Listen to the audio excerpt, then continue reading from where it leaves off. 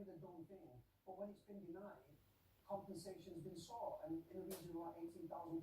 Listen, you've been out for 2 years, you turned your life around. I turned my life around, yeah, and I'm never going back. But for me, I'm all about prisons because, like I say, with fewer police on the streets, I want prisons to work for society. I want human rights for prisoners because the fact is we're not on the government's agenda. If you can father a child whilst behind bars, conjugal visits will reduce violence within our prisons, which can only be seen as a good thing.